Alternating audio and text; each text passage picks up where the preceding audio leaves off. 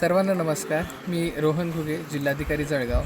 आज आपण KVK ममुराबादला BBF म्हणजे ब्रॉड बेड फरोज किंवा ज्याला आपण मराठीमध्ये रुंदसरी वरंबा ही जी पद्धत आहे लावणीची आणि नांगरणीची त्याच्याबद्दल आपण डेमॉन्स्ट्रेशनसाठी आज आपण जमलेलो आहोत. इथे पूर्ण कृषी विभाग आणि आपली KVKची टीम आणि इतरही ॲग्रीमध्ये काम करणारे आपले शास्त्रज्ञ असतील आणि बाकी पूर्ण स्टाफ तसेच आपले व्यापारी आणि शेतकरी देखील उपलब्ध आहेत.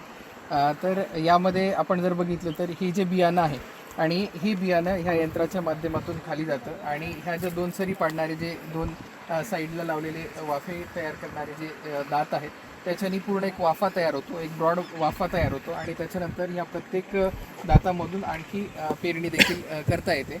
याचे बरेचसे फायदे आहेत. सगळ्यात महत्त्वाचा फायदा म्हणजे याच्यामध्ये बियाणं जे आहे ते कमी प्रमाणामध्ये लागतं.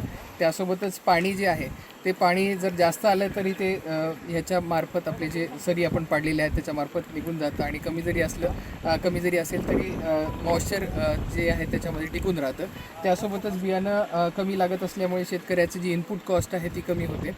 पिकांमधलं अंतर व्यवस्थित राहतं, त्यांना न्यूट्रियंट्स प्रॉपर पद्धतीने मिळतात, पिकांची वाढ चांगली होते आणि येणारं उत्पादन अगदी चांगल्या पद्धतीचं येतं. त्यासोबतच या बियाणांसोबत आपल्याला खतं देखील त्याच्यामध्ये टाकून देता येतात आणि पहिला डोस जो खतांचा असतो तो त्यासोबतच दिला जातो, त्यामुळे पिकांची वाढ देखील चांगली होते. हे सगळ्याच प्रकारच्या पिकांमध्ये आपल्याला वापरता येतं. मोस्टली आता सोयाबीन असेल किंवा तूर असेल, मूग असेल याच्यासाठी याचा मोठ्या प्रमाणावरती वापर होतो. त्यासोबतच इतरही सगळ्या पिकांसाठी आता याचा वापर करता येतो. जर BBF यंत्र नसेल तर त्यासोबत दुसऱ्या पण यंत्रांनी हे करता येतं.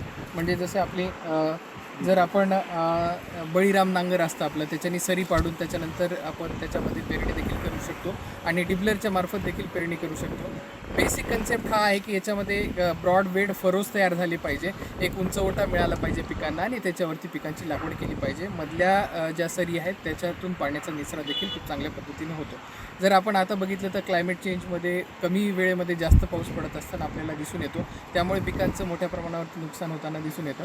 परंतु या टेक्निकचा वापर करून आपण ते क्लायमेट आयनक्लॅड ॲग्रिकल्चर ज्याला आपण म्हणू शकतो की क्लायमेट रेझिलियंट ॲग्रिकल्चर आपल्याला करायला याची मदत होते. तर माझं सर्वांना आव्हान असेल की आपण मोठ्या प्रमाणावरती BBF यंत्राद्वारे नांगरणी आणि पेरणी करावी, जेणेकरून आपल्याला इनपुट कॉस्ट कमी होईल आणि उत्पादन वाढण्यास खूप मदत होईल.